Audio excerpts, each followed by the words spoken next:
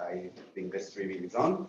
So welcome back to the second meeting at the Future Visions and Science Communications. Today, this afternoon, we're going to talk about artificial intelligence and communication information with three guests, even though one of them is a professor here at SISSA, Professor Trotta, Ivana Bartoletti and Elisabetta Tola.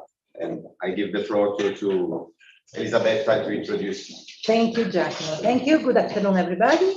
I'm super pleased. I'm very, very pleased to be here today with Ivana Bartoletti and Roberto Trotta. So my name is Elisabetta Tola. I'm a science journalist. I'm also a lecturer here and in the last year and now next year. With Roberto, we have designed a new course for the master, which is focusing on artificial intelligence and journalism. So for the students who are in the room, we will meet very soon to start this new adventure again. But I'm super pleased to be here with these two people because you see I think we share sort of a common view on what artificial intelligence is today. So Ivana Bartoletti, she's a Chief Privacy Officer at Wipro, and we will ask her later what it is, but it's a very innovative and big company with, it's an Indian company, but with a lot of, it's a multinational with lots of headquarters in different countries. But Ivana is in general like a super expert and consultant on data protection, responsible technology, and artificial intelligence. She's also the founder of a network that I particularly like, which is Women Leading in AI, and we will talk about that as well. So we will discuss a few aspects related to AI with her, and she's also the author of An Artificial Revolution on Power, Politics, and AI. It's a book that's been published in 2020, and it hasn't been translated into Italian, which is something we should do. But anyway, this is just to say it's a very interesting reading, and I strongly recommend anyone interested in the field of artificial intelligence to read it. Roberto Trotta is our host in a way, because he's a professor here at SISSA and the chief of the data science group. And he's been the director of the Center for Languages, Cultures, and Communication at Imperial College. So, and as I say, it's sort of a partner in crime with me on this course on artificial intelligence and journalism. The reason why we have thought about this meeting this afternoon is really to try and go a little bit in depth of what artificial intelligence is, not from a technological or scientific point of view so much. We might touch certain topics and certain aspects, but I think that before then a technological problem, it's actually a cultural problem. It's an issue that has to do with the way we see our present and future, because we might not be aware, but artificial intelligence is already here. It's already doing a lot of things. It's already used in many different situations, from policy to governance to industrial decision, social control or not, and we will go into that.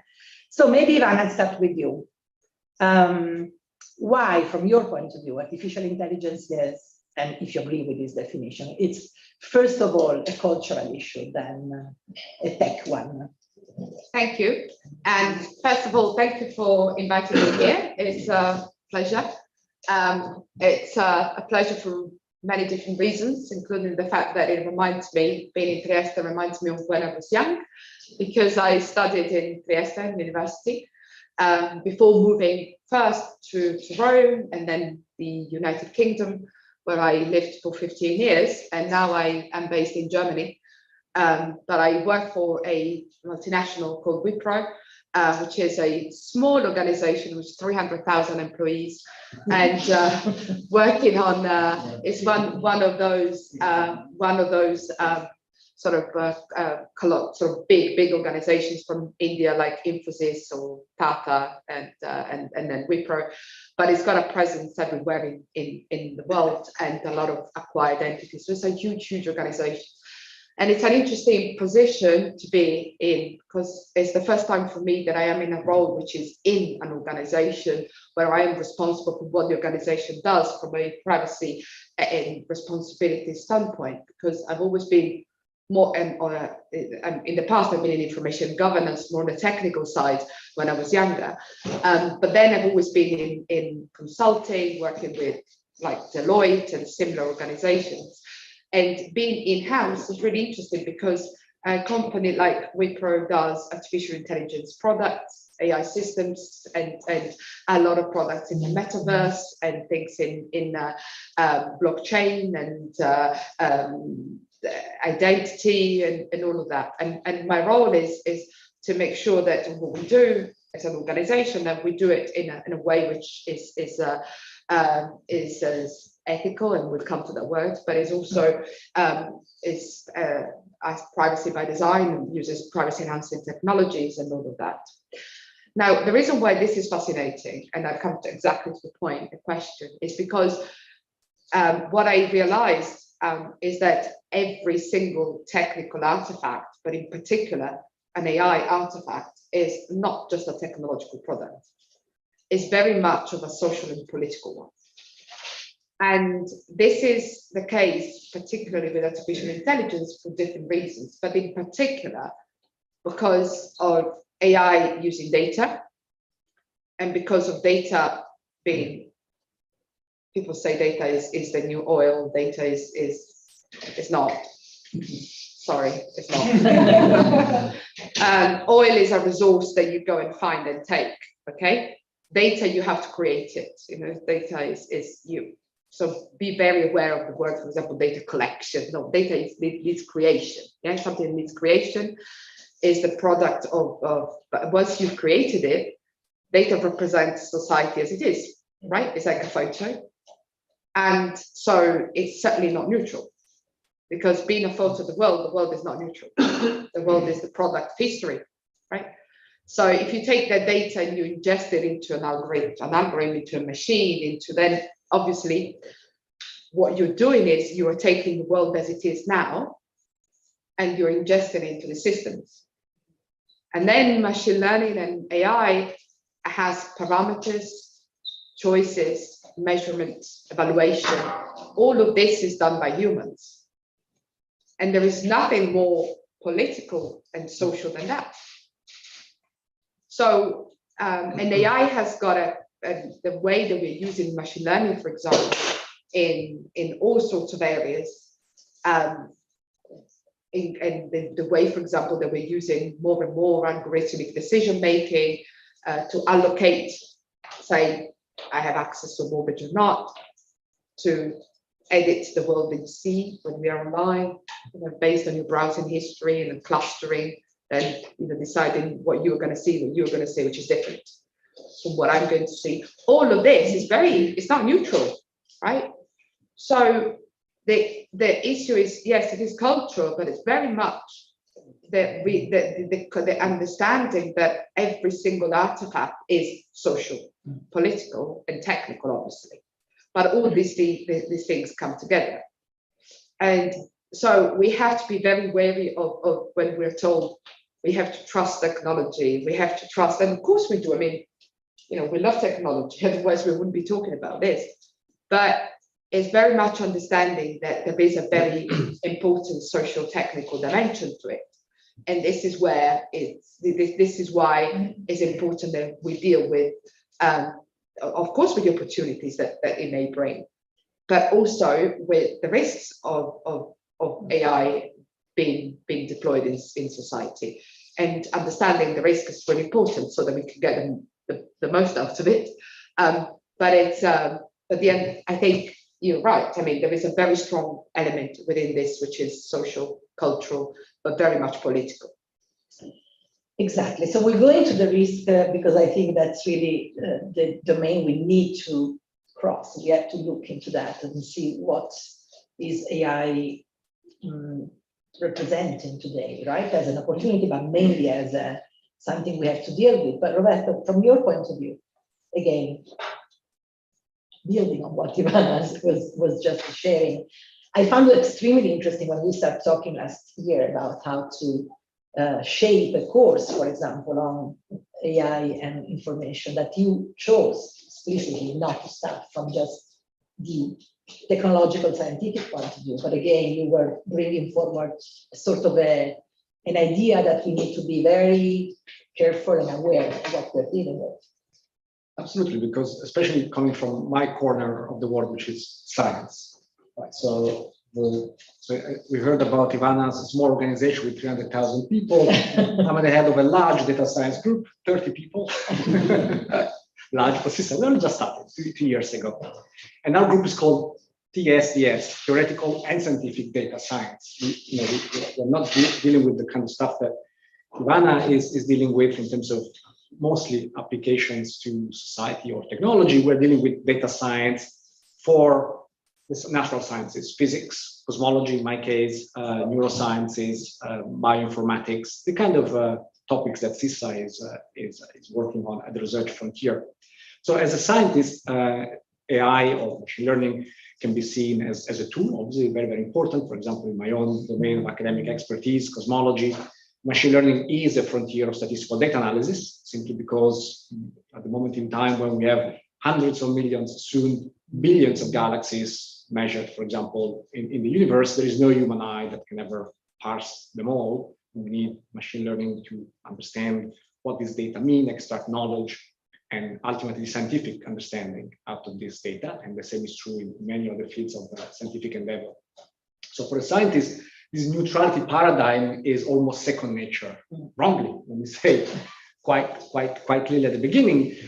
And when I talk to many of my colleagues, there's this idea that science is neutral is widespread, but actually science, like everything else, is human construction. This is not to say that science is just like any other human construction, because it's not. Obviously, it's got agency and understanding and predictivity on the world. That's why science has led to a world of technology that we live in. But science per se is not we just want to discover the world for what it is, and that's the end of the story. That's the beginning of the story, especially when we talk about AI. So the kind of tools that we develop for our scientific work are tools that are important, really, really fundamental in taking the next step in our scientific journey of scientific discovery. But those very same tools, and that's part of the appeal as well of doing this kind of research, can then be ported, can be applied to real life scenarios. In fact, some of the questions, scientific questions that we ask at the cold phase of scientific endeavor cannot be solved by using existing machine learning or other statistical tools. We need to invent new ones. And at this point in time, that's where we need to ask the question, the work that we are doing, either as scientists or computer scientists or engineers, how does it percolate to society? What consequences it might have further down the road? We cannot just step back and hide behind the screen of, I'm just doing it because it's research. Yes, it is research, but where does it come from? What might it lead to? So I think it's very, very important as scientists to be aware of that. And that's why we started our course last year. We might do so this year again, with a historical awareness of all of the steps that have led to today's AI landscape. Who are the people, actually, who are the men, who are the white men behind AI as we know it today? What are the assumptions? What are the worldviews, the power kind of questions, the kind of tools, the kind of power that AI is developed to yield onto the world? And so as scientists, we hardly ever see any of it, that we don't have the kind of agency that Ivana in her role and others have onto the world, but we're part of that complex, and we need to be aware of it and possibly help somewhat to shape it. Academia, maybe we'll come back to this, academia as a bastion of independent thought, maybe the last remaining, perhaps not quite remaining, I don't know. Well, that's another question. So. Okay, so before we go back to Ivana, and I really want to go full, like in depth into why AI today represents the risk or the possibility to actually amplify discrimination, inequalities, and so on and so forth. But there is one issue I would like to touch quickly. Okay, we cannot go into the history of AI because we don't have the time, but there are tons of fantastic resources that you can read, and even like starting from Ivana's book, there are certain types of bibliography that can help in that sense. But the thing is, can we say that we are seeing at this moment a pace which is really super fast? So things are changing. We were commenting before, even from last year to now, we have new things to show to to the students, for example, because the things have changed even in the past few months. So this is something also we have to deal with, because it's not something going slow at the moment. The pace of technological, particularly AI development, is increasing, is exponential, and that has got its own challenges. If you think about it, in the history of humankind, a generation of humans could expect pretty much to carry on life pretty much unchanged with respect to the previous generation. So the social, cultural blueprints that were handed down from generation to generation, although of course there's always been rebellion, there's always been the tendency to change things, but pretty much the landscape of life used to be quite, if not constant, quite slow paced. It would take decades or generations for things to change appreciably. But now we're talking about the metaverse just now over coffee, and the metaverse wasn't around 2 years ago, and who knows what's going to be around in 2 years' time. And that changes everything. It changes everything, both in terms of cultural expectations, the kind of things that we grew up accustomed to are not the ones that you grew up accustomed to. They're not the ones that your children or my children are growing up accustomed to. And this is changing not just the way we do business, the way we do science. It's changing the way we interact with each other. It's changing, I think, eventually, Ivana, you will know more about this. It's changing, our understanding of what it means to be human.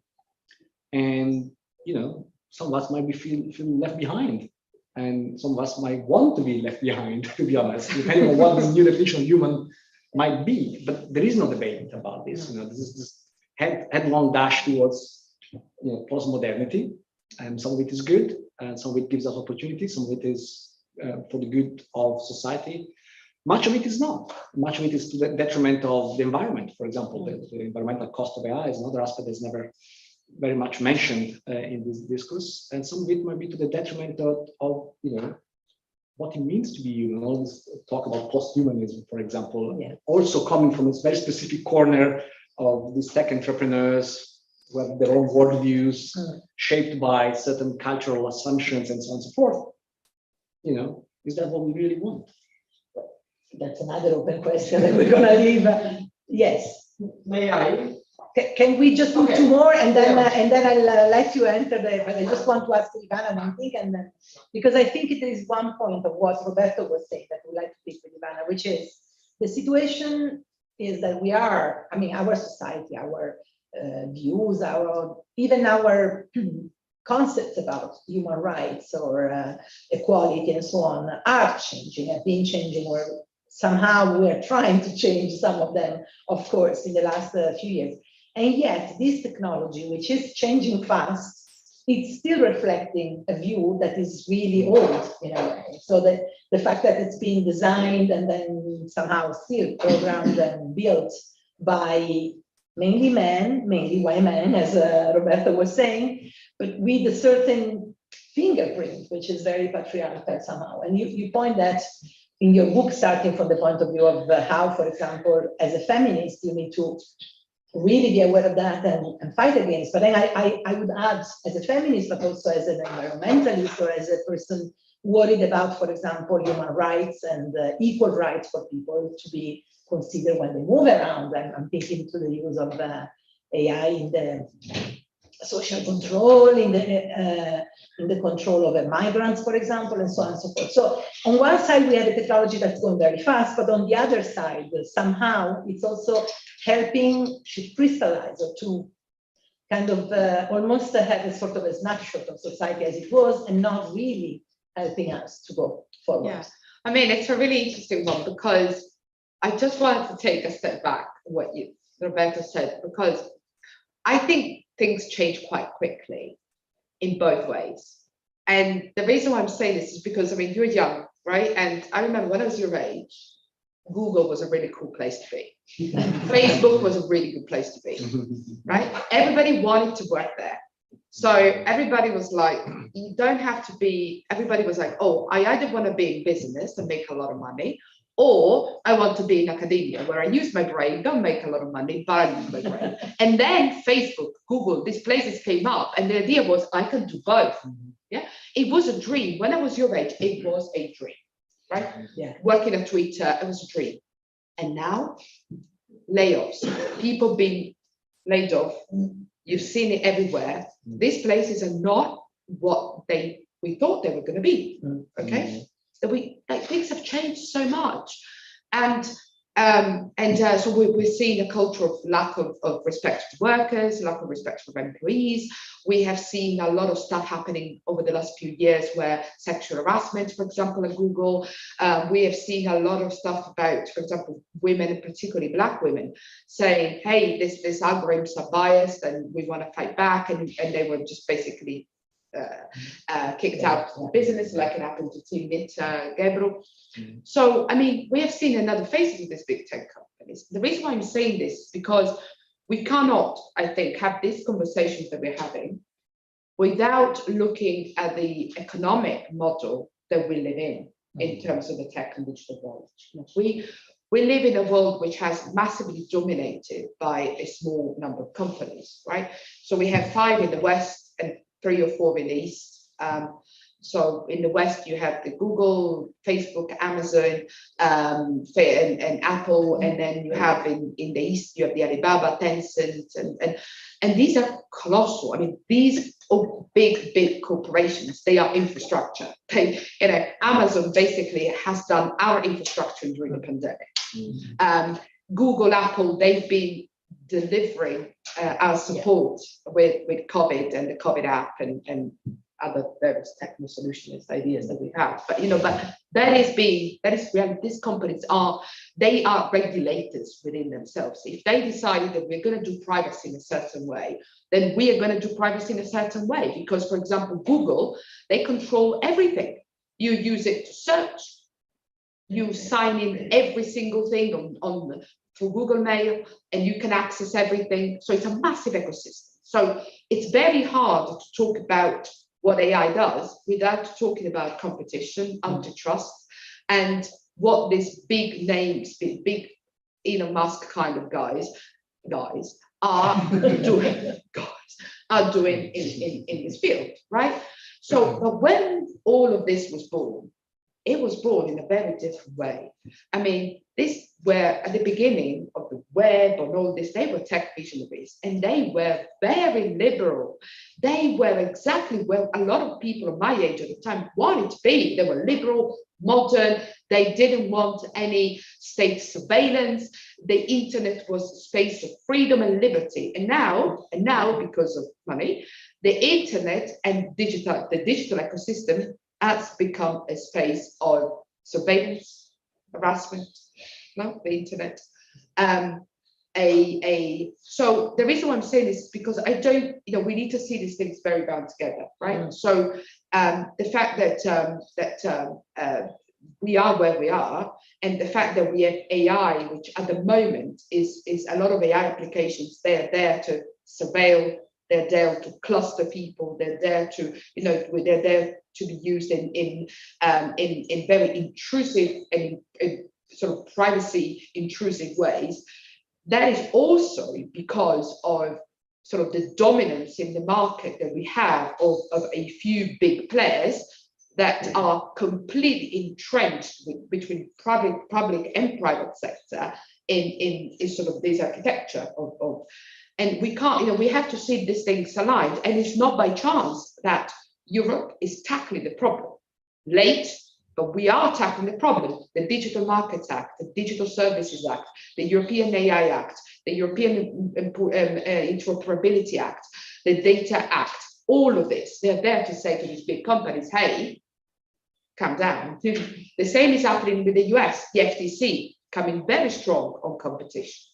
The same is happening in China, very strong on Tencent and Alibaba and how much they've expanded by acquisition in particular, taking over all aspects of life. In China with Alibaba, you do WeChat, you do everything, which is really interesting. The reason why I'm saying all of this is because politics is grappling with all these issues now, right? So we're at the beginning, so what happened is everything started, it was cool, it was libertarian, it was, and then a lot of, and actually that also makes me think of the history of AI. When AI was born half a century ago, coding was very much a female thing, you know that? Yeah. Because coding was seen as very similar to knitting. It was a precise thing. So it was like being a secretary. So the coders were very much a lot of women.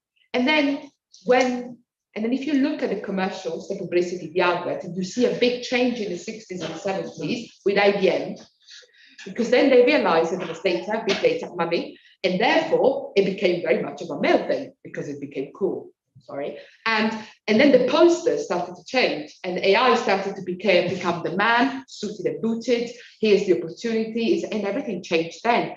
So why am I saying this? Because things change quite quickly, right? They change rapidly. Yes, we are seeing a massive development in AI, but we're also seeing a lot of hype. We've seen a lot of these big tech companies pushing on glamour, on things that, we are seeing a lot of this. And if you link this to the issue of competition and the power of these big tech companies and how big political players now are trying to say, hey, we have to rein in this big power. And obviously the issue of AI is big because AI is not just about technologies, we said it, but it's also about power. And it's about power on a very much of a geopolitical level. You only have to see what is happening on technology, on digital sovereignty, on tech sovereignty across the globe.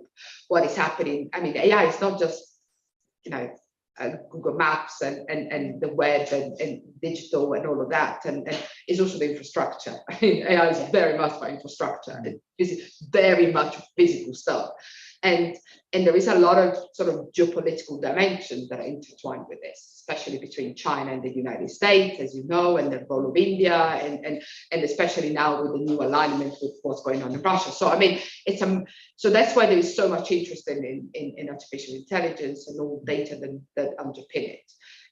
In recent times, we have seen a lot of discussions about bias because we have seen that a lot of things that we knew that, for example, we thought, yes, I mean, we're putting a lot of effort into tackling discrimination in the banking system. So, for example, as a woman, I can have access to credit as much as a man can. Or we were fighting things like, in racism, anti-racism movements. And then what happened is that a lot of the discrimination that we thought we got rid of, they came back in through software, right? So I can have less access to credit than a man because historically women earn less than men. Or I look at my adverts online, and if there is an advert about cleaning the house, it's more likely that I receive it because traditionally women have cleaned the house more than men. For example, if there is an advert about jobs, it's likely that I will receive an advert of a job that pays less because traditionally men earn less than women. But why is this happening? And it goes back to competition. Because there is a very big, there is a divide between what is fair, ethically, socially, and what makes money. So if I am a company and I want to sell, I'll give you a very simple example. If I am a company and I want to sell cleaning products, right? And I go to Facebook and I say, please advertise these cleaning products on Facebook. How does Facebook make money? When people click and buy the product. So if Facebook wants to serve the client, which is the cleaning company, they want people to click on the adverts, okay? So what is Facebook gonna do? He's gonna serve the adverts to women because they know that women are gonna click on it more because women clean more than men. So fairness is not automatic, right? If there is a conflict between economic maximization and fairness. And this is the problem we're facing in companies at the moment. Because if I'm a bank, for example, and I don't want people to default my mortgages, or I don't want people to, what do I do? How do I interpret fairness? Do I say that I give credit to everybody? Or do I actually rely on these predictive analytics that to me are horrible because they're just self-fulfilling prophecies, but that tell me that these people are going to possibly 3 years down the line fail, not be able to pay back. Obviously, these predictive analytics will tell me that some people are going to fail. Why? Because historically, these people are less women or people from ethnic minorities because we live in a racist world. So, I mean, the issue is that there is this big conflict So, and that's where it goes back to competition, because until we have the law that says, this is how you're going to do it, and this is why you are going to be fair, and this is how you decide how you're going to be fair, but you've got to be fair, and you've got to be transparent, and you've got to be open. So if you discriminate me because you are relying on this predictive analytics, or you are relying on big data to do this and this and this, you've got to tell me that this is going to happen. Until we have that, it's going to be very difficult because of that conflict between utility and fairness, between maximization of profit and fairness. Fairness is not a mathematical thing. It is also a mathematical thing. But in this case, and the thing that we're concerned about, fairness is a political choice. Again, coming back to the same problem. If I'm a company and I want to be fair, I have to manipulate the algorithm, decide what I want, manipulate the data, massage the data to obtain a fair outcome. It's not going to happen naturally.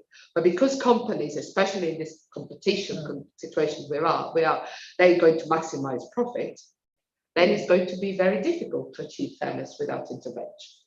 So private market and companies are a big issue here, but then there is also the use of this kind of system by states, and we will go into that in a moment, but Andrea.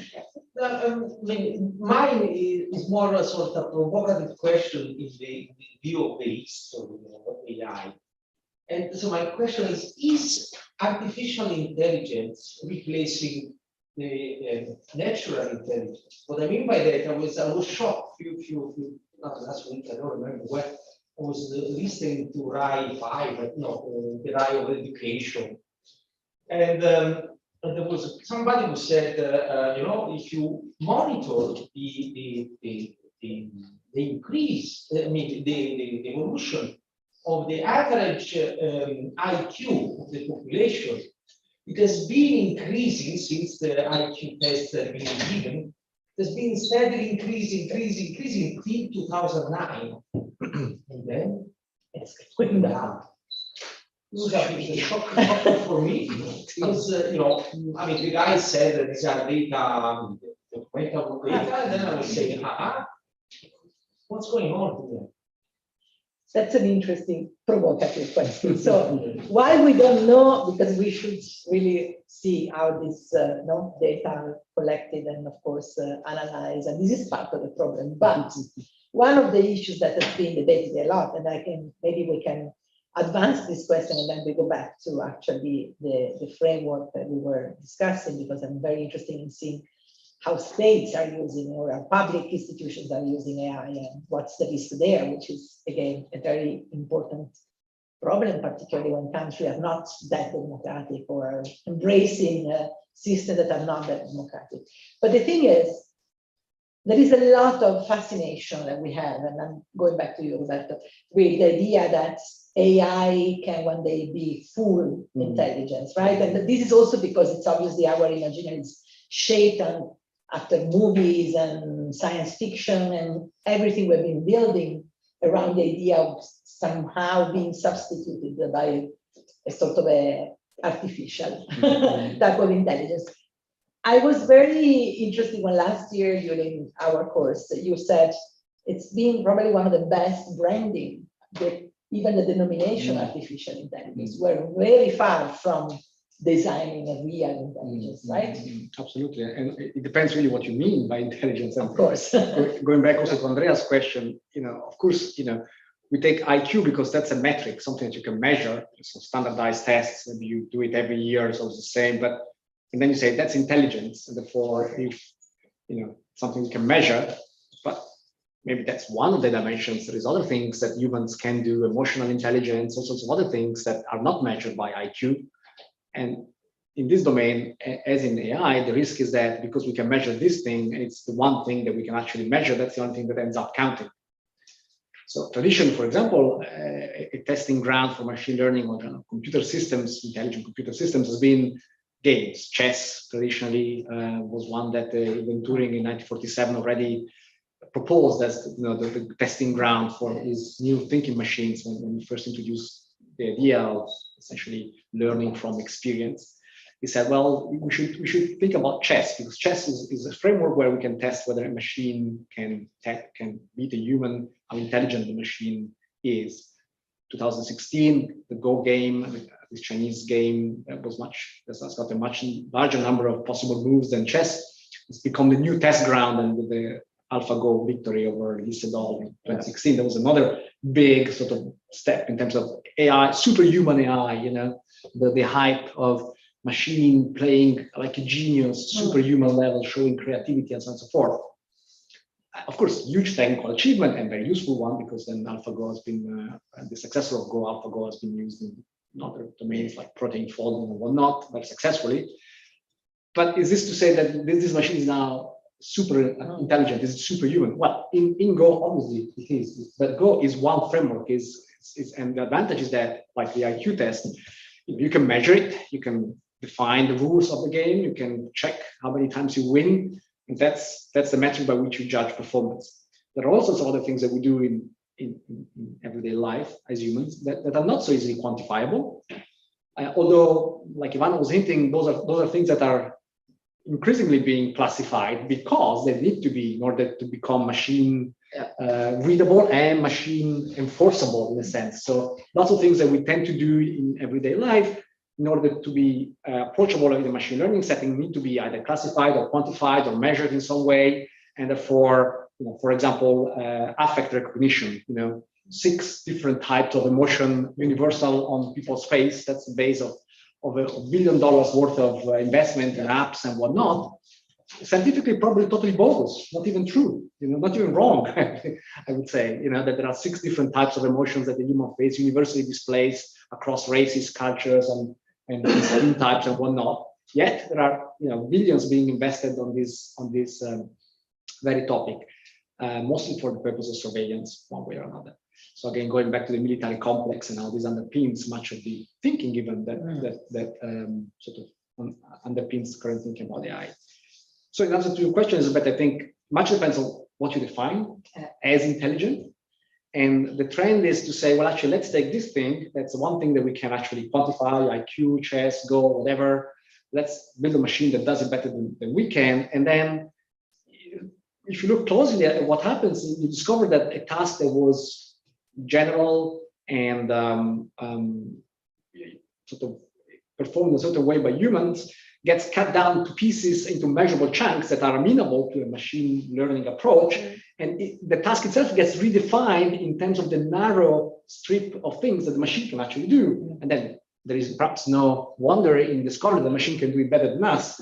But by the end of the process, the task has morphed into something which is much smaller and much more narrowly defined than what originally you were considering. That's actually a very interesting point. During another public event similar to this, where yourself and myself were last June. Yes. One of the pioneers of robotics, so we're not talking about artificial intelligence here, he actually wanted to be very clear about the fact he's been working for decades in developing and designing robots, but not robots that are intelligent or anything like that. But the point is, he was making it extremely interesting. He was saying the very interesting issue where we should really reflect, and I go back to Ivana on that, is that we are actually shaping the environment for this machine to work at their full capacity in a way that we become dependent from the machine. And so the point is not so much that the machine are intelligent, but the way we're actually shaping the environment, the way we're actually designing, for example, way to work or way to take decisions or way to even select what we want to see when we are watching a movie or buying a book. So anything, it's actually somehow put upside down, and we make sure that the machine can actually guide us. Is that right? And that's something, what do you think, Ivana? How this relates a little bit, taking the provocation from Andrea's question. Is this the risk, or maybe are we running the risk of becoming less intelligent in the sense that we somehow trust then this system more than our ability to actually solve? Yeah, I mean, it's not just we trust. I think it's, I don't like the word trust because it's, I don't know if we trust them. I just don't think we've got an alternative, right? Okay. I mean, and then sorry, and then we go back to the competition stuff, but honestly, we've got an alternative, okay? I mean, I just want to see how many people read terms and conditions when you go on a website. You just click yes. Accept all. Accept all. Oh, I mean, Or reject all. or reject all. But you try and do, no. You try and do reject all, but they trick you. That's right. Yeah, they trick you all the time because Constant they. effort. It's a constant battle, you know, and I'm a privacy, you know, like people think, oh, because I'm in privacy, oh, you probably go to everything managed, but I don't. I really don't, because I'm not interested in privacy for myself. You say, I mean, do you understand what I mean? It's a provocation. It's not that I'm into think for me, privacy is, oh, I have to keep, but no, I don't really. For me, privacy is about autonomy and it's a collective thing. I don't really care about my own. What I'm trying to say here is that we are dependent on an architecture that is created to surveil and has got the affordances to surveil. Affordances, yeah? So it has the capability in it to surveil. Then we use it to surveil a different matter, but it's got a capability to do so.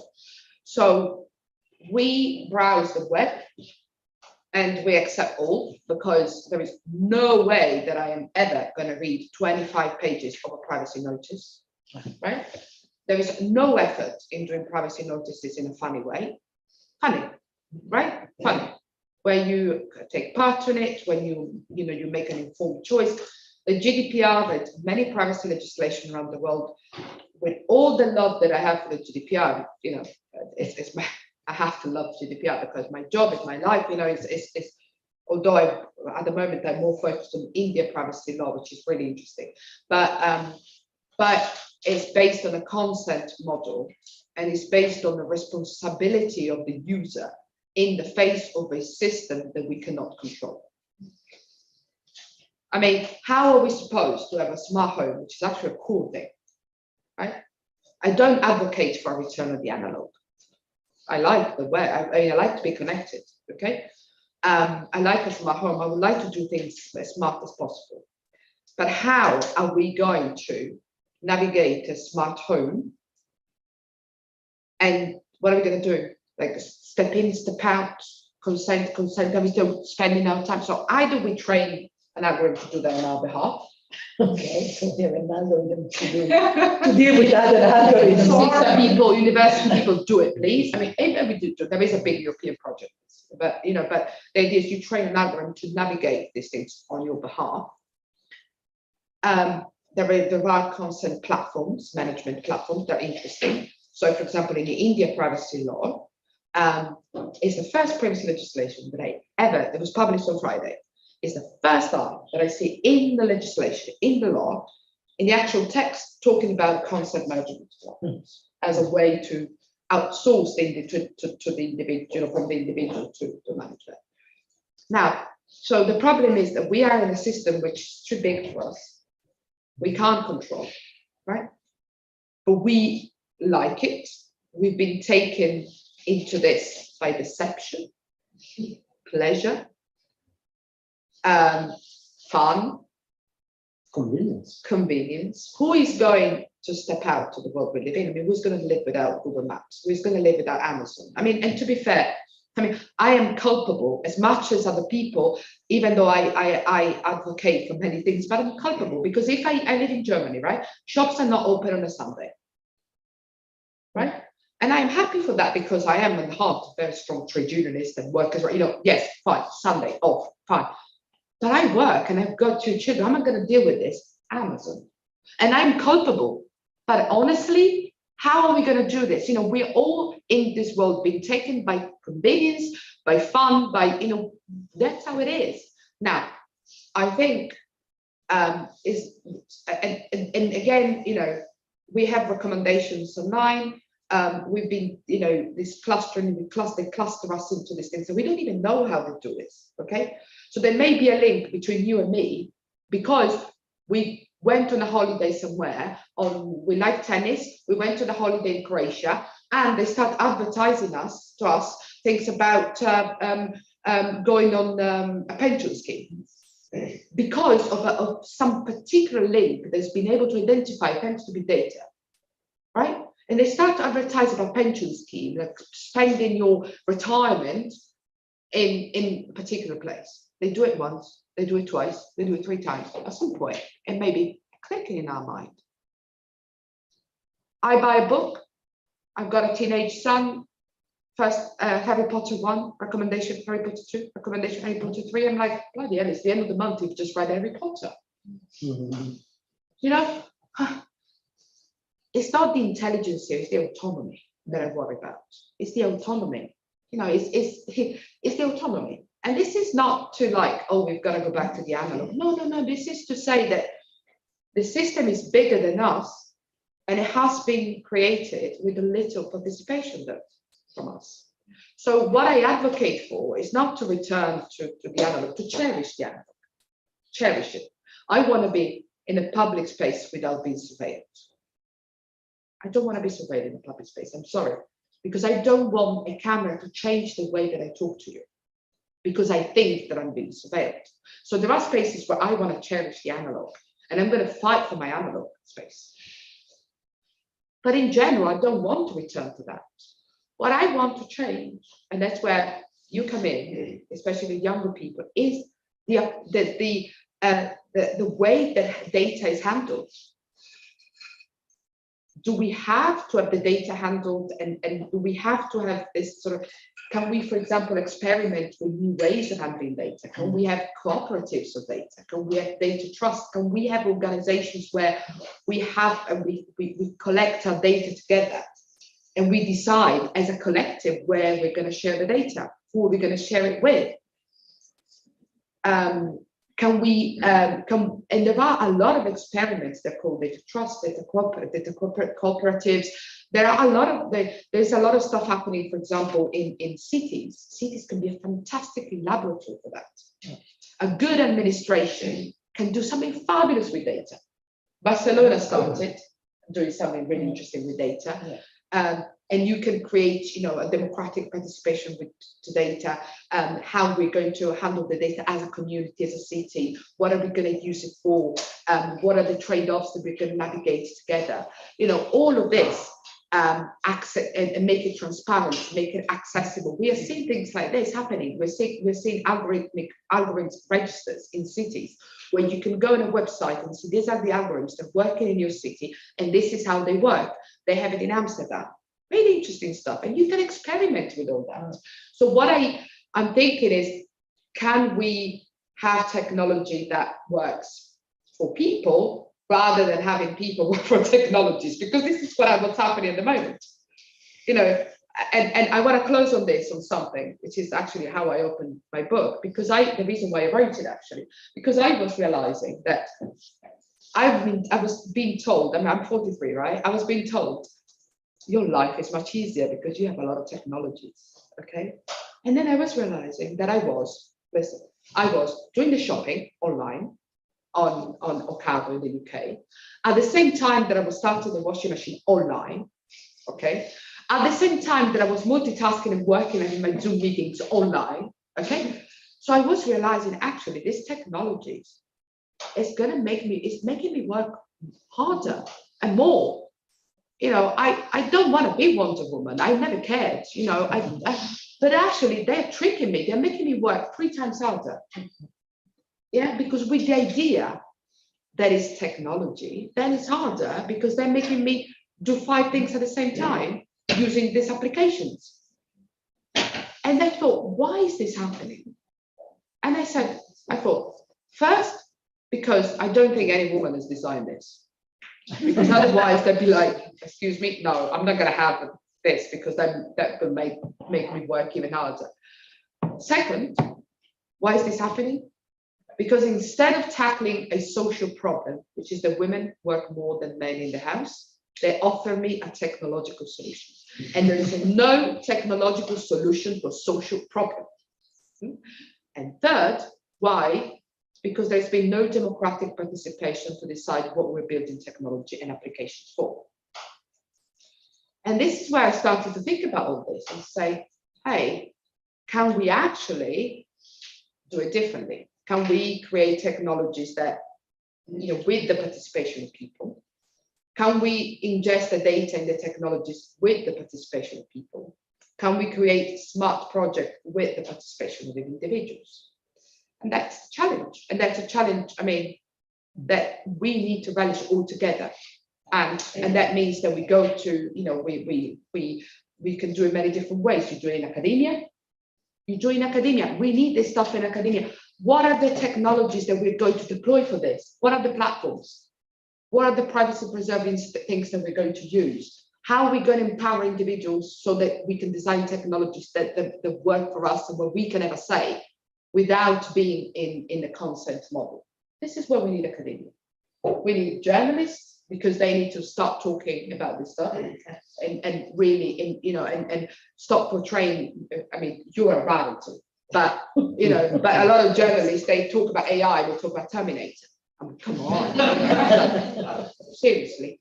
And third thing, we need politicians, you know, that do this. Now, I stop there. Politicians, but we have. I mean, we may have what we have, but and not just in different countries at the moment, sadly.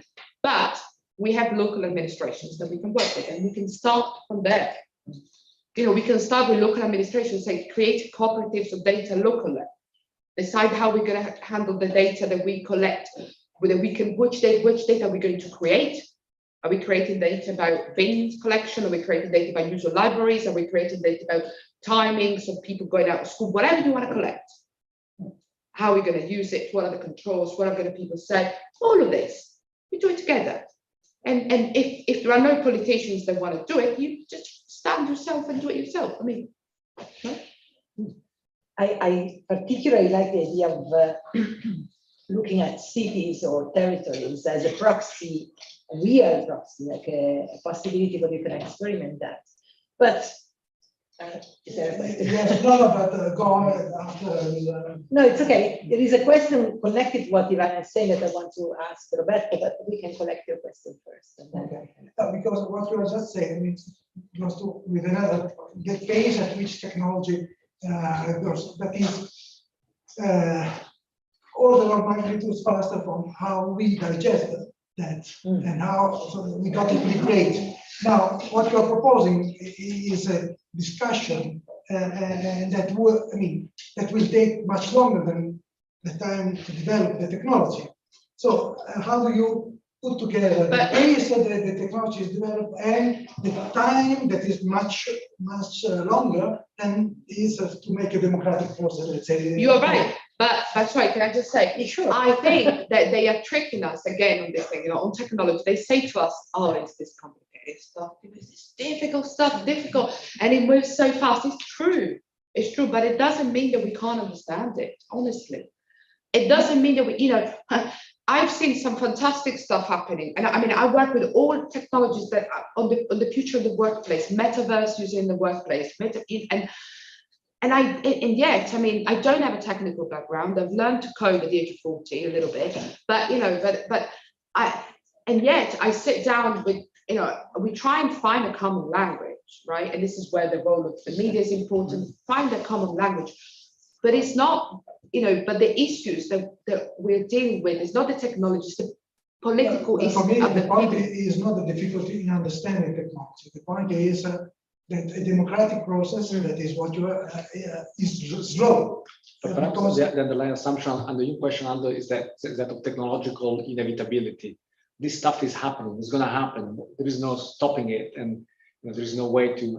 But that's simply not true, right? This stuff happens because you know there's a system in place that allows it to happen, that puts incentives for it to happen fast, too fast, perhaps, for this kind of democratic process to have time to unfold. But I think that's also part of the hype, you know, that technology is inevitable, technology is unstoppable, and this techno-optimism that whatever problems we have, whatever technology is going to go forward, whether you like it or not, whether you have a choice or not, whether you have a say or not, just suck it up and go along. But you know, like Ivana was saying, I think when this new form of technologies come in, Louis Mumford, the historian of science, at this point about the Industrial Revolution, actually saying that when the Industrial Revolution arrived with all of the attendant technology, the previous way of life became unavailable to people effectively because everybody was swept along this new way of living. And if you lived in a city center in 19th century England, you had no choice but to cope with the new pace of life, with the new technology, not what we're talking about here, but I think there is a parallel there. So, as these new technologies rolled out, like Ivana was saying, you have no choice. You have to use Google Maps because if I don't have a phone, a mobile phone, I cannot not live in the modern world. But this is not to say that this technology is inevitable per se, or the next technology is inevitable per se. It's a social process. It's a choice. It's society's choice whether or not this is the next step. It's up to us to decide. So I would probably counter the fundamental assumption that all of this stuff is happening. It's like a natural catastrophe or a natural law or a comet arriving. It's not Newton's law. we can shape this. I think it's very interesting the idea you were putting on the table, which is the thinking of the Industrial Revolution as a game. Of course, it's always very difficult to compare different historical processes and so on. But even there, you had the Industrial Revolution first, and then a discussion on the workers' rights and the way work should be managed within society and the way people work.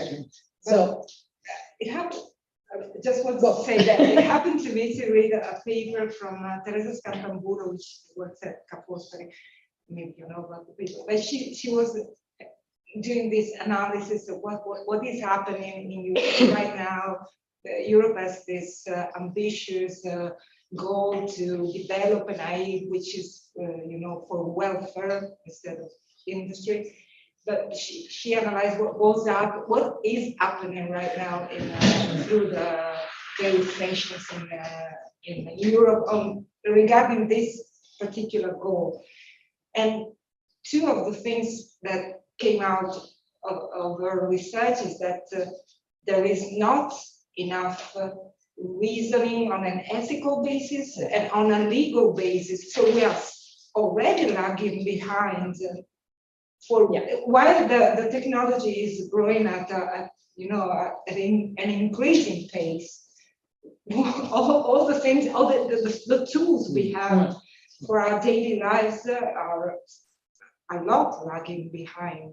I think this is you can prove me wrong, but no. This is a super interesting point, and it goes back to even other technological advances. I'm thinking coming from the biotechnology field where I come from, like we had in the 90s a very big peak in the development of technology, and only after we had a discussion, a more open and collective discussion on the boundaries we wanted to put or not, or what this should mean in terms of which kind of ethical framework we want to embrace when we are actually going to use technologies that are changing the same definition of birth and death, for example, right? So it's very interesting to see how these things sometimes are not necessarily aligned with the technological development, but they need to take their own place in society.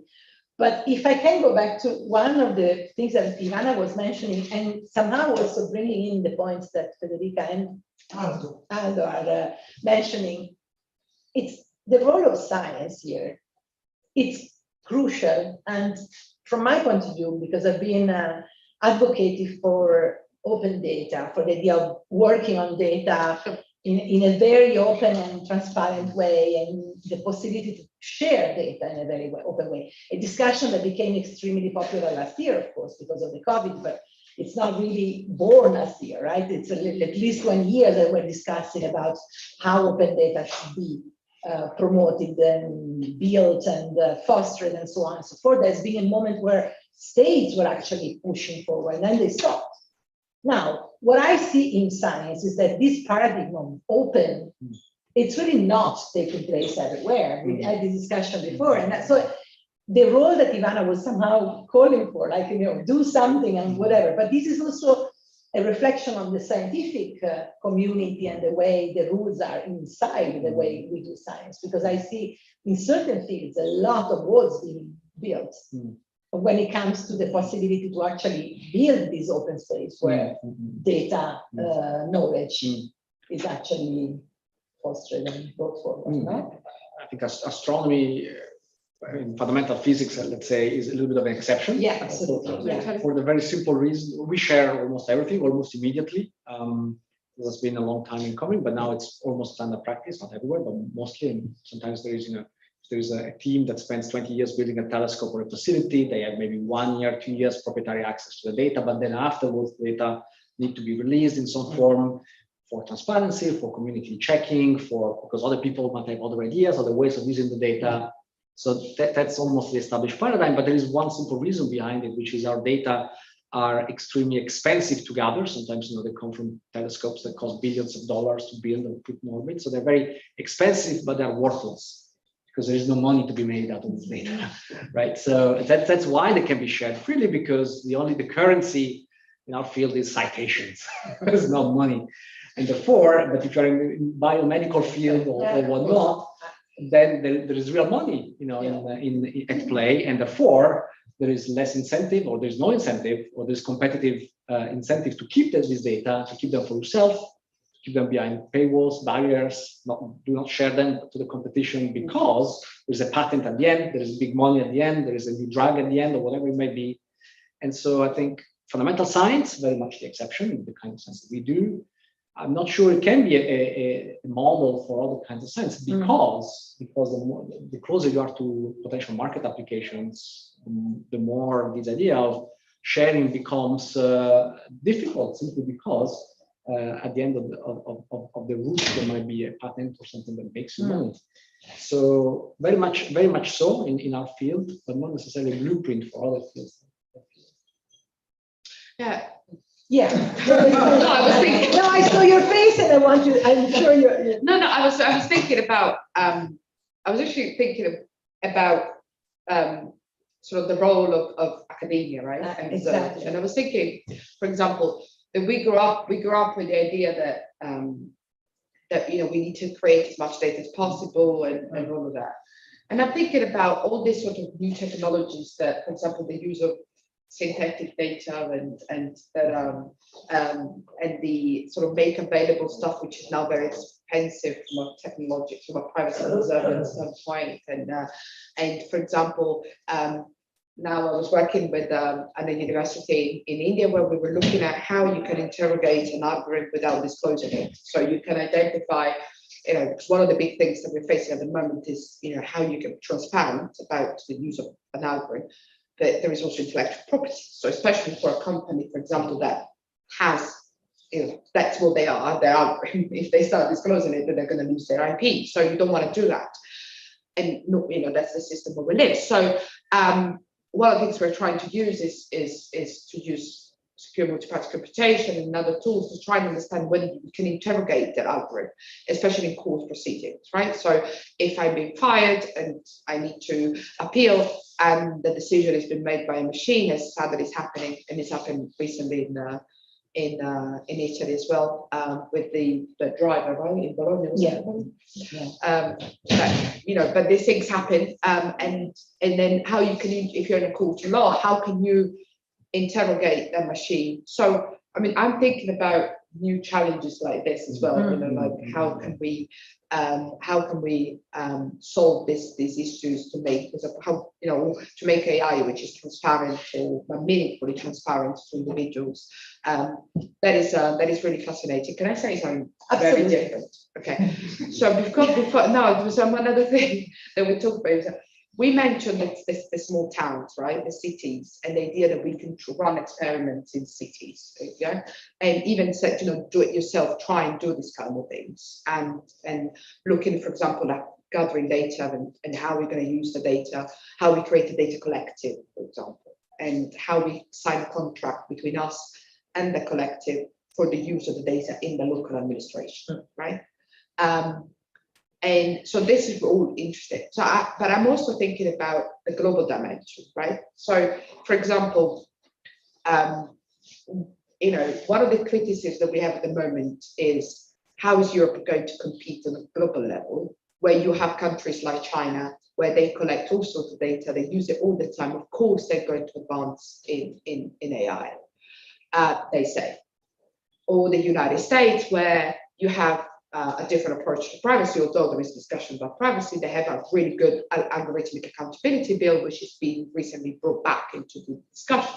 Really, and I'm thinking, the question they always are, oh, how is Europe going to compete? Okay, and that's not an easy question. It's not by any means, you know, so it's not an easy question, and it's not just about AI. You know, it's much more political than that. But I'm thinking about, you know, how we can look at very much the global instruments to help us with this, you know, for the role that they can have. For example, one thing as a privacy person, one institution which is always undermined is the Council of Europe. Always. Yeah, and yet the Council of Europe is not just Europe, but it's got loads of countries part of it, right? And then, for example, even at the United Nations side, the envoy, the tech envoy, which used to be a minister in India, now is the tech envoy for the United Nations, is launching with public participation a new digital compact, rewrite, basically trying and understand what human rights mean in the digital age. The reason I'm saying this is because there's a lot happening in this space. So there is a sense of the need for algorithmic impact assessment, human rights impact assessment. The Council of Europe has developed this thing called the HUD area, it's called the HUD area with H, which is a human rights impact assessment that the Council of Europe wants to be suggest, you know, to countries to apply before deploying high-risk artificial intelligence. The Council of Europe, the European Union has this thing called a certification, self-assessment for certification.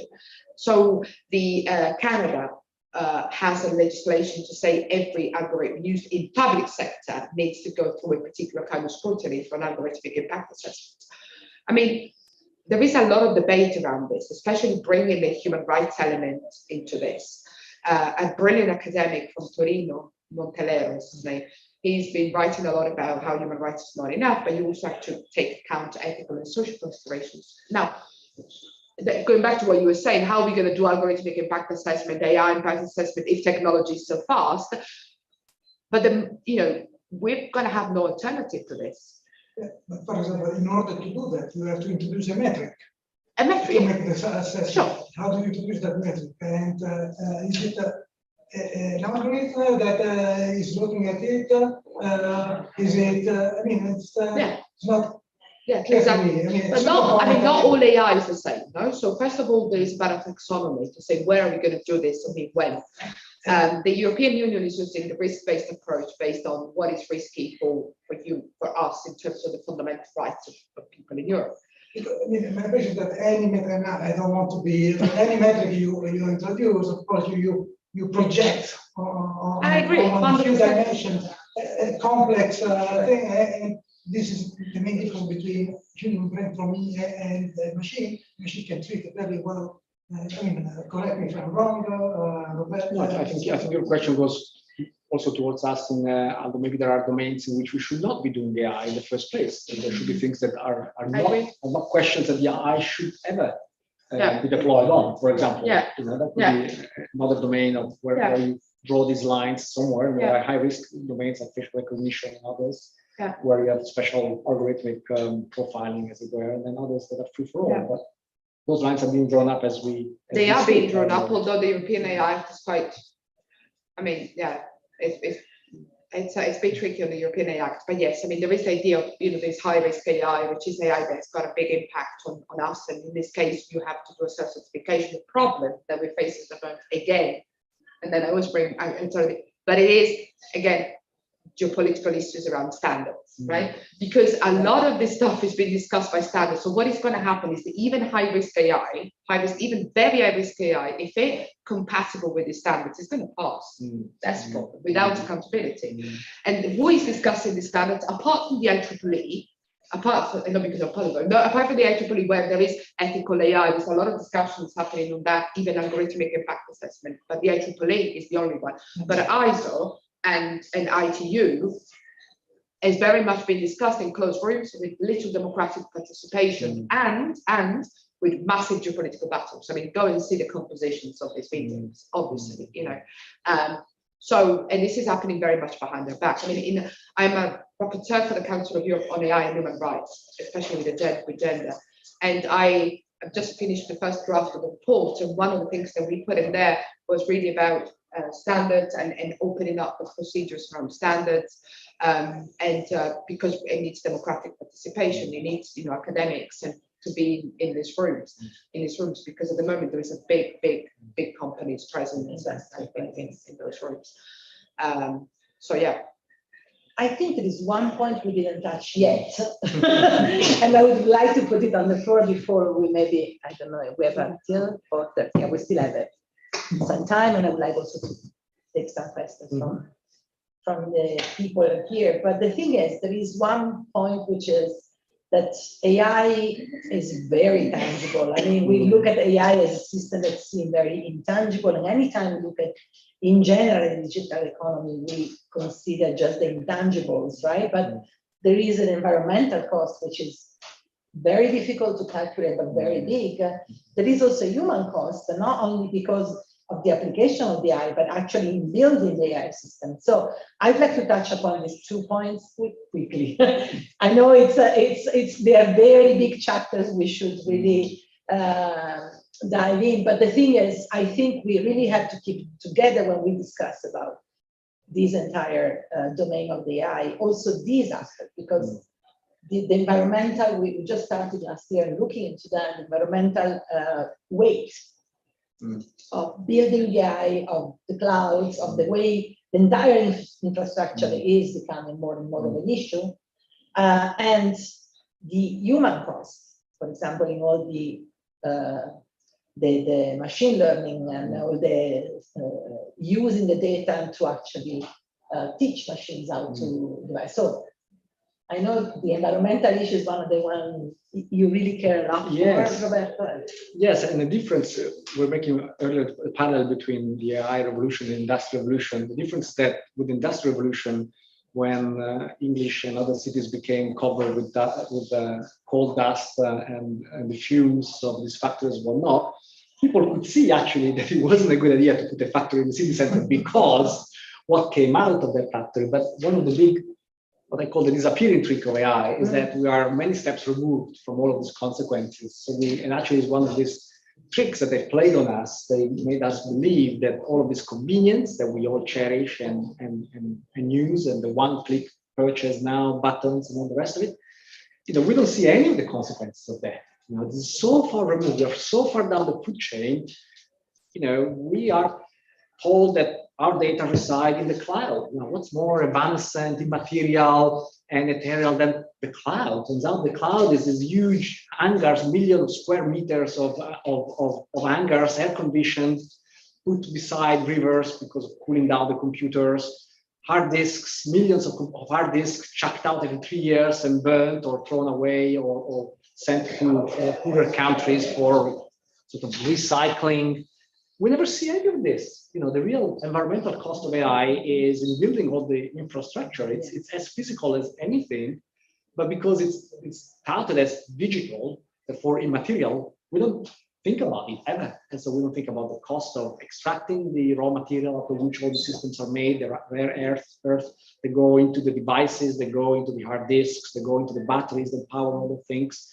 We don't think about the energetic cost of the data center that use up the electricity that is equivalent. The single Amazon data center uses up as much electricity as a 50,000 people town.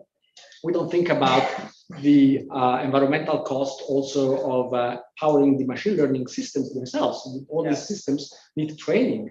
Training means a lot of computation, and there are now efforts at trying to understand a little bit what is the true cost of AI, because this is like tragedy of the commons. There is this common infrastructure or this common resource, which is power, energy, the atmosphere, the rivers, and so on. Let's use it at no cost because it's not quantifiable. In fact, Google uses about the same amount of energy as Slovenia, for example, in a year, right? In Bologna, the city where I come from, there is this interesting discussion. Bologna is proposing herself as still not a woman, but itself as a city that wants to really meet the climate neutrality very soon, in 2030. There are lots of goals, and it's actually on track, blah, blah, blah, except for the data center that's being built now, which is obviously the national data center, which will be extremely important for all the climate research and data and so on and so forth. But yeah, and so it's interesting because when we're discussing the possibility of the city to actually reach or not the goal, the single issue that is actually, yeah, exactly, it's out of the calculation is the data center, because that's not really the city one, but it's actually mentioned and blah, blah, blah.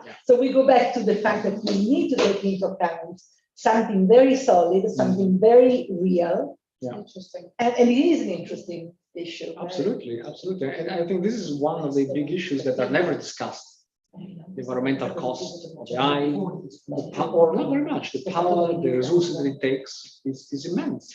And people don't talk about it because we are bamboozled into thinking it's all digital, it's all ethereal, it's all material, it's all digital. The metaverse will suck up gigawatts of energy just to build the servers and just to serve it and so on and so forth. So why? So that Zuckerberg can have an avatar with fantastic legs or whatever he was talking about a couple of weeks ago, But it's, right? And it's the environmental cost that is true. And again, there are, it's about whether we can, for example, afford technologies that are less, for example, environmental damaging, or they are more, they're more environmentally protective rather than, so for example, new technologies. But again, and then it's got a geopolitical issue as well, because of course there are, for example, Norway is investing in a generation of data centers, which is, so there is development happening. Run out of space there too. Exactly. There's a new, but I found also that the other. Sorry, Ivana, on the example of Norway, I think we also have to snap out of this perspective of infinite growth. Exactly. Right. The model that we can grow, if you run out of space on Dropbox, upgrade to 3 terabytes, and then upgrade to 10 terabytes. Never need to delete a photo again. That's simply not true. It's simply unsustainable. You cannot scale up this amount of data, this amount of computation, this amount of power indefinitely, because we got one planet.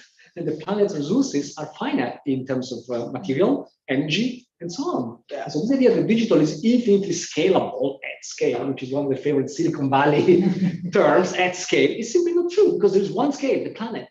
And we are getting at that scale already. So we simply cannot keep increasing the number of computational units, the data sets, picture of cats, on the internet, 7 copies everywhere in the planet, instantly servable because I need to see that video of cats on YouTube, right? 30% of internet traffic is pornography, right? I mean, and that's what we use the infrastructure for. And so those are real issues, and people don't talk about this. Very, very tangible, very, very important.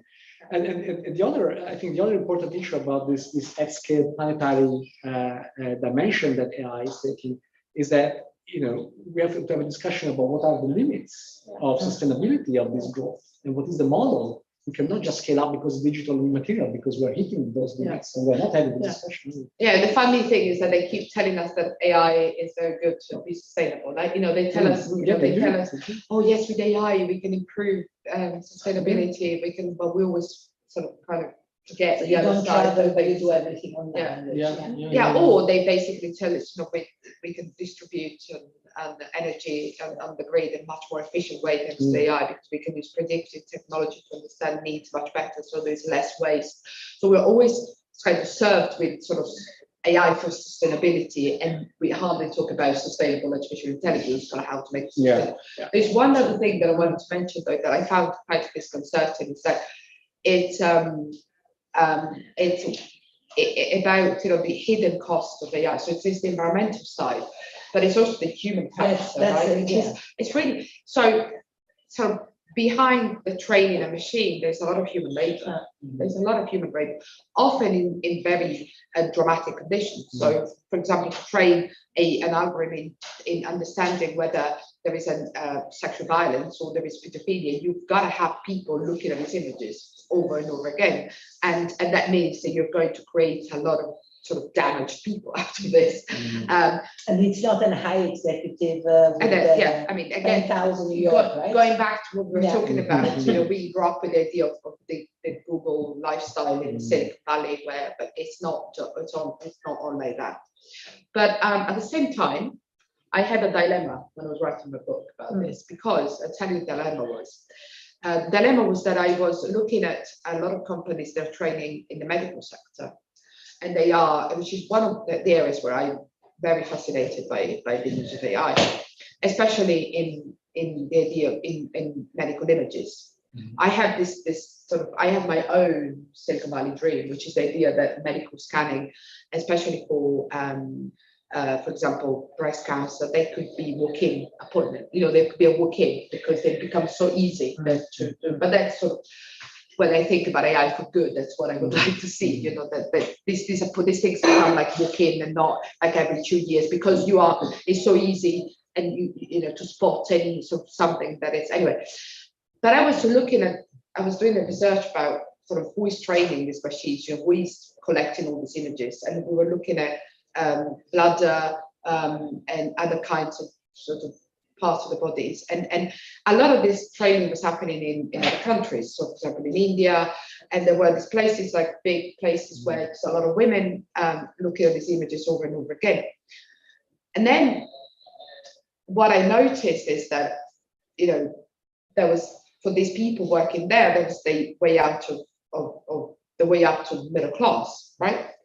There was a lot of, but at the same time, so for them it was a job, and they were able to sustain and support their families, and they were doing this work. And then I thought, and then I felt really, really uncomfortable, because I felt that, that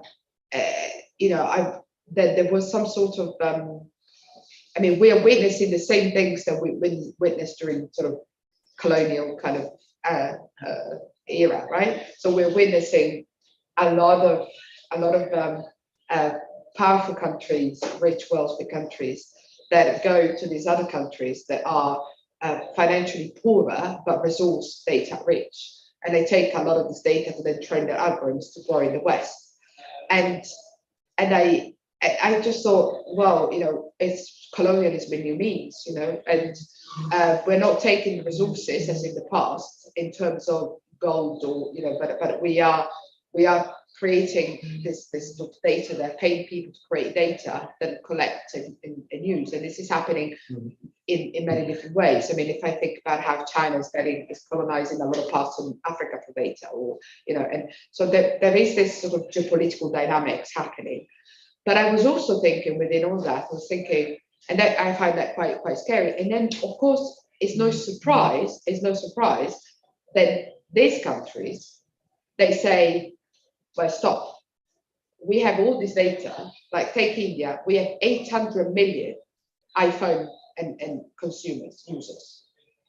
We're not gonna, we are now starting to be more sovereign, and this, and we are going to use this data ourselves, rather than just be in the space where people can come and take and train. And this is happening in India, in Bangladesh, in many, many different countries. I remember at a conference in China with the UNESCO, that the Secretary of State for Education for Bangladesh, in this meeting in Beijing, he stood up and he said, we're tired of Facebook training the algorithms in Bangladesh, taking all the data and then using it in Silicon Valley. And then, so you're having this backlash where obviously these countries, they're saying, if data is their resource, then we're bloody rich. Why do we have to give it all that to you? And this is quite, this is interesting from a geopolitical perspective, because then you're seeing Europe being sovereign, tech sovereign. We've got to do it in Europe. India, we've got to do it in India. The same is happening in China, obviously. And then, it's becoming, so on the one hand, you have a lot of data protection laws, and everything is getting more like uniform to an extent with differences. But on the other hand, we're witnessing this sort of battle for technological sovereignty, digital sovereignty. With each country, we've got our own data and we've got to deal with them, and we're not going to give it to you. And this is just so fascinating that I would really encourage you to look at all these things, because that's they anticipate much bigger political things. So if you look at the politics around data, you will notice that they do anticipate a lot of wider political issues. If you looked at Saudi Arabia a few years ago, and for example, how much they were welcoming China coming, and compared to the US coming, and if you went to like an exhibition in Saudi Arabia 2 years ago, and you would have seen, you know, Huawei being present everywhere. And then if you think about how things are evolving 2 years down the line, and you really can understand that in 2022, the politics of data anticipates a lot of the politics and governmental decision that you see later. So it's a really fantastic angle to be looking at. That's very fascinating. So we still have 5 minutes, I think, and I don't know if there are any questions from the people here. Any? Ale? I was letting the students speak. No, I know. First of all, I want to thank you because it's been a wonderful discussion. It's like drinking from the fire hydrant of ideas. So much stuff coming at you. So I want to touch a little bit on a point we didn't cover, which is journalism and communication around the AI space, and in particular, math washing. The idea that, much like greenwashing, these companies have an actual interest in portraying their algorithm to be much more objective and neutral. Yeah. And so if you could touch a little bit on that, and especially as I train these students, which is a new thing for me, how do I equip them to, you know, spot the bullshit, let's say, that companies put out around these ideas of algorithm being neutral. Yeah. Well, no, that's. I'm actually going to listen as well very carefully, since we are going to start very soon this new course. My perspective as a journalist, and then I'll let the two experts speak. I think we really need to open up much more the channel of communication about this. There is too much focus at the moment on the wow effect of technology, even on the metaverse. I mean, I'm old enough to have been in a previous metaverse, which was a Second Life. Yeah, Second Life. Beginning of the century, okay? And I think I still have an avatar there somewhere, randomly going around, which is bad from an environmental point of view. Awful. No, but the point is that I wonder, why don't we ever use the criticism, honesty, to see how things can be or not, serve or not a certain purpose. Like Second Life was a huge experiment, was a very different sort of metaverse, of course, much more limited from a technical point of view. And yet it was a huge hype. For 2 years, we were all in Second Life. It looked as if we were all meeting there, having training there, academies there, and all of that.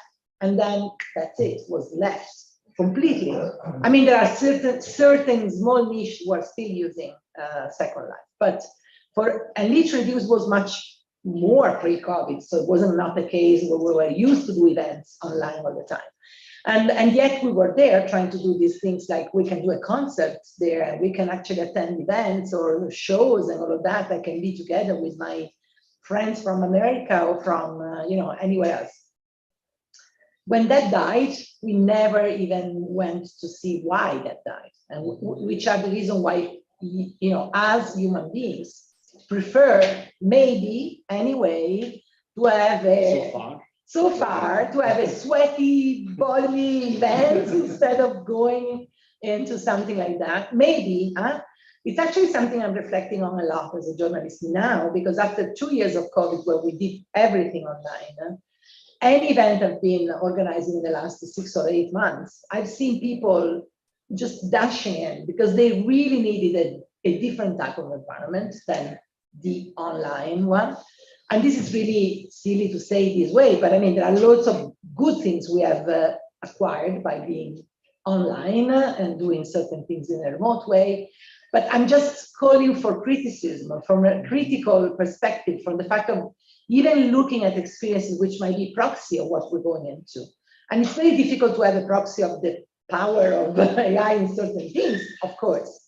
But when you're actually looking at things from the frame and the glass and the eye of ethical problems or ethical issues, you can really anyway draw some conclusions. Yeah. The fact of using a technology to actually amplify inequality is not new. It's the scale of it which is really worrying at the moment, but it's not new. Yeah, exactly. But it's not new. So why don't we actually learn how to tell these stories? I'm talking stories because I'm a journalist, of course, and I'm not like a researcher or an academic, or I'm not a policy advisor or a consultant. But from my point of view, even I am a total enthusiast of the technology. Ivana says that in the first paragraph of her book. I'm not against AI. I'm not someone advocating for a non-technology world. I totally in love with the connection. But as a journalist, I really call for a much more in-depth approach to the way we actually tell things. So there are tools, of course, but the best tool is really to educate your mind, to be more critical.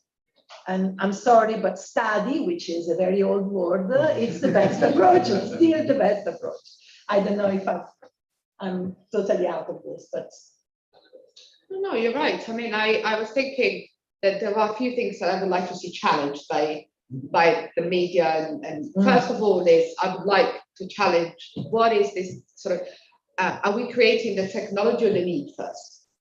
Because it feels like that we create a product and then we find a need for it. Okay. Absolutely. So and that to me is very disconcerting. I mean, I'm really disconcerted by that. You know, so to me, it's always the first thing. You know, it's like, oh, there's a desperate need for this. Well, yeah, but you've just created a solution and then you identify the need, and that doesn't work like this. So I would like that to be questioned all the time. And so, what is the problem that you actually going to solve here? And you know, are you creating a new problem in order then to be able to justify the technology, or is that a real issue here that you're trying to solve? The second thing that I find is quite that I think, you know, I would like to see questioned much more is the sort of democratic participation into things, right? So the idea is, you know, and the other thing is I would encourage everyone to be a little bit more intersectional. Intersections. And I'll give you an example. So there are technologies that make us feel a little bit sick, right? So, and a lot of us say, oh, some people may say, I prefer the interaction with a human being, okay? But not everybody does. And there are people in some other parts of the world where actually it's better to interact with a machine rather than with an officer at the border that could actually rape. Yeah. Okay? Yeah. So I would very much, of course, machines are machines that are created by us and they replicate us, all of that. But I would also welcome a little bit more intersectionality. Yeah. You know, I would very much like a generation of journalists, for example, investigating things and looking at, you know, how does it feel from different perspectives? Okay. We're seeing things always from one perspective only, sadly. But how does it feel from different perspectives? Even looking at the metaverse, with all the preconceptions that we may have, I would ask everyone to challenge ourselves and to be in very uncomfortable shoes, right? I mean, and because people come to things from a different perspective. And this is why, for example, we need more diversity in coding, more diversity in assessing technologies and producing, but also more diversity in the media when we look at these things. And the ability to say, well, even when we, for example, look at how this pandemic has changed our approach to meetings online and things, but I've also seen some positive elements coming out of it. Especially, I have seen women finding their voice a bit more. I have found women finding the courage to tell people to fuck off, which didn't happen before in the meetings because you were overpowered, even physically. I found people with disability having a much safer place and safer space, and of course that goes with isolation.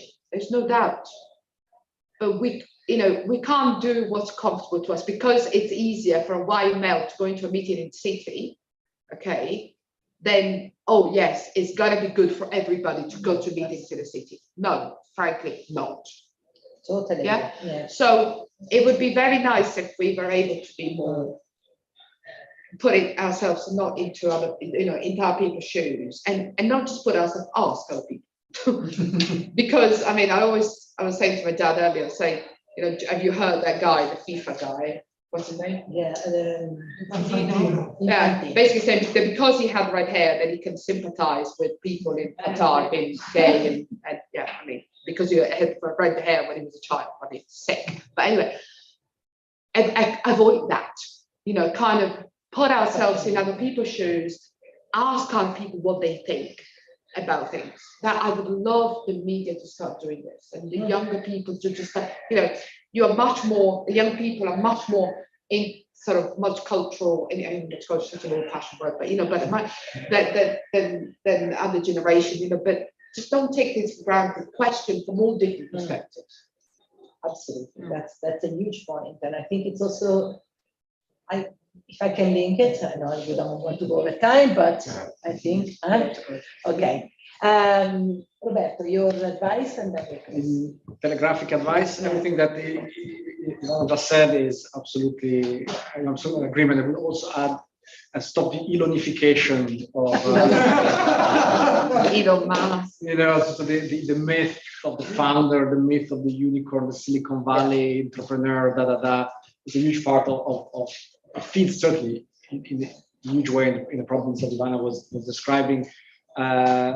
Because the converse of that is also true, that there is an entire culture, tech culture, that is built around the idea that there's an app that's a solution for any problem under the world, and that might not be true either. So 100%. So yeah, absolutely, diversity of opinions and perspectives is right. Thank you, Ivana. Thank you, Roberto.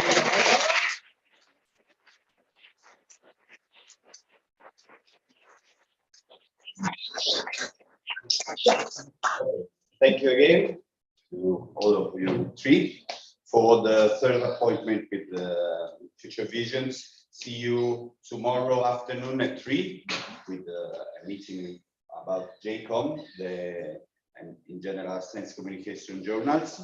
And thank you so much. And then I switch to Italian for some information. C'è un coffee break in mensa, se volete, nella saletta della mensa. C'è un altro qua davanti, ma non è il nostro, è quello di là. Per gli studenti che vogliono, verso